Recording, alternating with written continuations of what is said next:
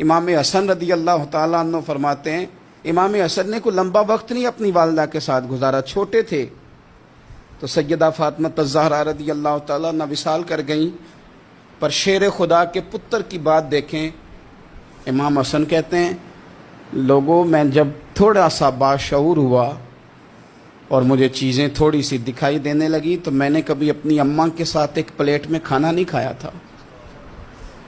حضور ساری دنیا کھاتی ہے تو آپ نے کیوں نہیں کھایا؟ تو فرماتے ڈر لگتا تھا کہ کہیں ایسا نہ ہو کہ جس لقمے کی طرف میری ماں اپنا ہاتھ بڑھائے کہیں میں نہ اٹھا لوں، بے ادبی نہ ہو جائے۔ ڈر لگتا تھا، میں نے یہاں تک بھی نا، کیونکہ ماں تو ماں ہوتی ہے، میں نے یہاں تک بھی ماں کا احترام کیا، روٹی کھانے میں بھی تقدیر نہیں کی۔ یہاں ماں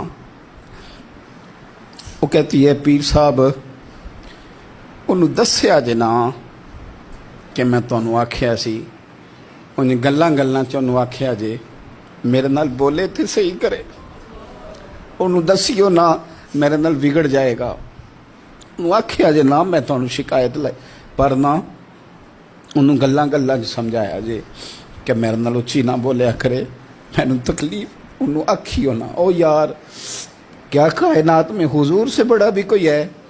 لیکن حضرت حلیمہ سعدی آئی ہیں تو کیا میرے نبی اٹھ کے کھڑے نہیں ہو گئے؟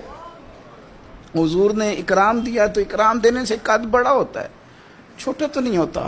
خدا را اپنے بڑوں کا اکرام کرنا سیکھیں۔